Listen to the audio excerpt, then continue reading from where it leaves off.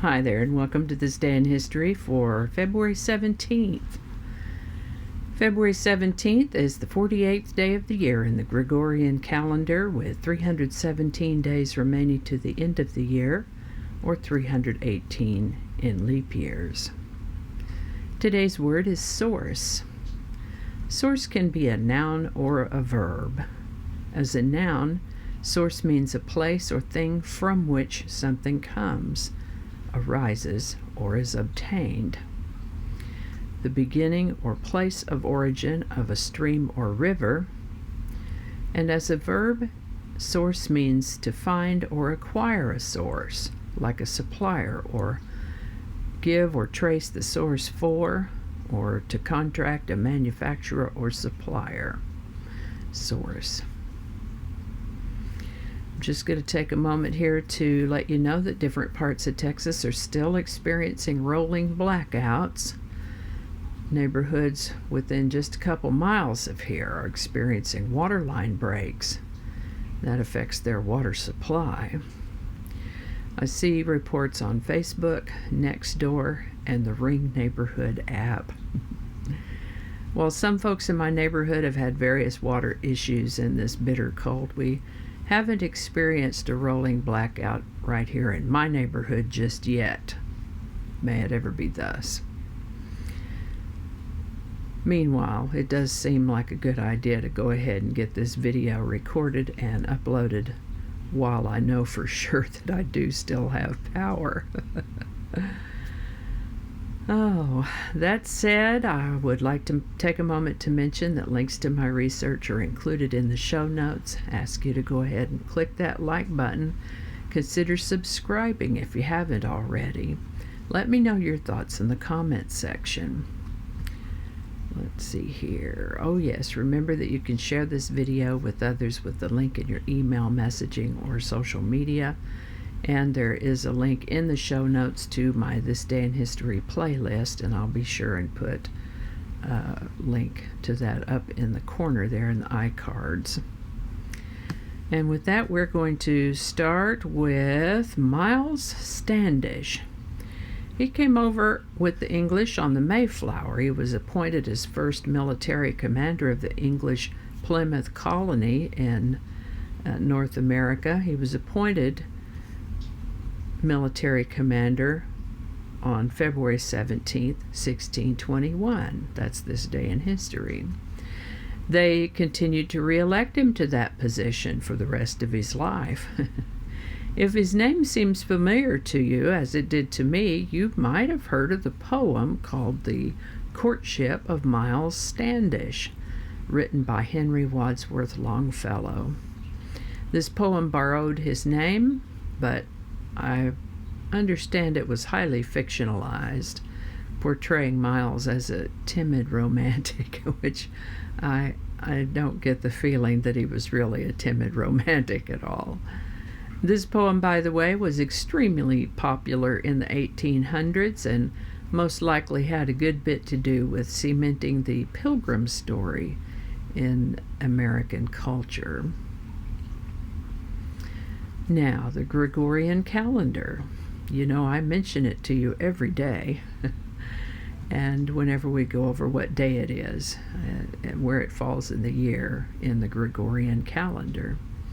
As we've mentioned before, the Gregorian calendar was introduced by Pope Gregory XIII in 1582. The Gregorian calendar contains some slight modifications and corrections to the Julian calendar, which was the previous calendar. Julian calendar had stood since it was introduced in 45 BC. That's a long, long time ago.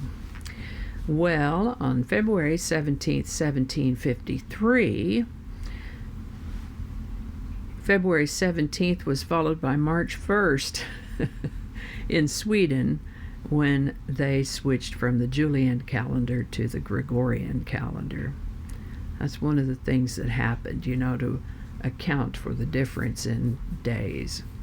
We don't have exactly 365 days sun up to sunrise that we go around the sun. It's 365 and about a quarter some odd decimal placement. And so they began to figure that out back when Gregory was Pope, 1582. And so he adjusted for that and created a new calendar. And it just took a while for everybody to take that calendar up. Now, they may have done elections a little differently in the United States 200 years ago than they do now. Thomas Jefferson was running for president. Aaron Burr was his running mate for vice president. But for some reason, there was a tie of electoral votes between Thomas Jefferson and Aaron Burr. A tie. A little awkward, but this was resolved when the question was determined by the United States House of Representatives. And they elected Jefferson as president and Burr as vice president. The United States House of Representatives passed the Missouri Compromise for the first time on February 17, 1819. Now, the Missouri Compromise was a compromise that prohibited slavery in the unorganized territory of the Great Plains, and that was a huge area of the United States. Great Plains covered, in some cases, all other cases, part of the states of Iowa, Wisconsin, North and South Dakota, Nebraska, Kansas, Colorado, Montana, and Wyoming.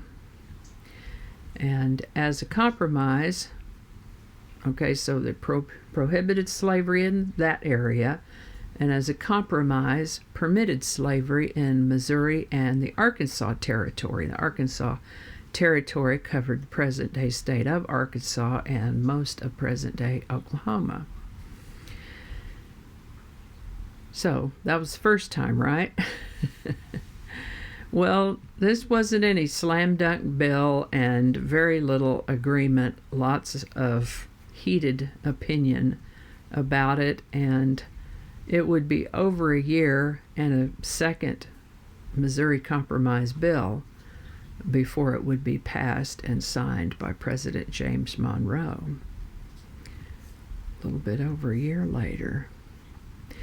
This is the birthday of Aaron Montgomery Ward, and as I researched that, I thought, I might have mentioned that in last year's video.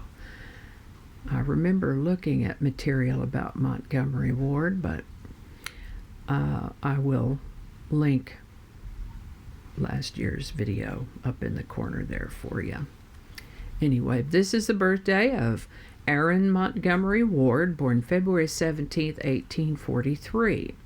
We're pretty sure it was 1843 that he was born, but there is another source that suggests 1844, causing a little wave of uncertainty there. We're going to go with 1843.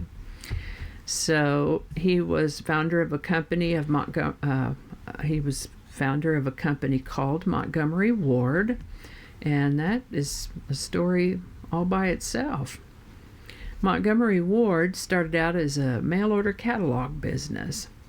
In the early 1900s then, as automobiles came along and became common enough that not everybody, but, a good number of people had them, well, they would, plan a trip to town to go shopping. And so someone suggested to Montgomery Ward, or Mr. Ward, someone suggested to him that perhaps he could think about opening some stores, stores where people could go pick up their items or whatever, stores. He wasn't interested. He had his reasons, but he was not interested in opening stores. Now, Sears was also a catalog mail-order company, and Sears thought, that sounds like a pretty smart idea, so they did open stores, and this created an interesting competitive interplay between the two. And, well, this is about Aaron Montgomery Ward, whose birthday it is, right? So he died in 1913 at the age of 70. And I'm aware of a video about Montgomery Ward. And if I can find it, I will put it up there also. It's not my video, but I watched it as pretty interesting. So, we have a building here that used to be a big, I don't know, maybe warehouse and office building for Montgomery Ward. It's called Montgomery Plaza now. It's one of those industrial buildings that has been converted to living space. It's pretty cool. It's just a few miles away from me there. Those folks are having electrical issues for sure, and maybe water issues too. So hope that gets straightened out pretty soon. Anyway, on February 17th, 1863, a group of citizens in Geneva, Switzerland, founded an international committee for relief to the wounded, which later came to be known as the International Committee of the Red Cross. Newsweek magazine was first published on February 17, 1933.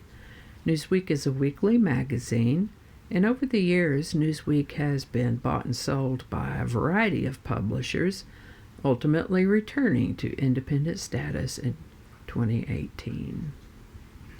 So that is all I have for you today. Doesn't feel like a lot of news, but that's all I have for you. So I hope you learned something you didn't know before. I know I sure did. I always do. As always, links to my research are included in the show notes. I'll put the link for last year's episode up there, along with the link to the playlist. Now let's see if there's anything else. Videos, my blog. I always link my videos up in the blog there also. Thanks for watching. Give it a like. Consider subscribing if you haven't already. Feel free to share this video with others. All right, we are all set. So thank you so much for watching, and I'll see you next time.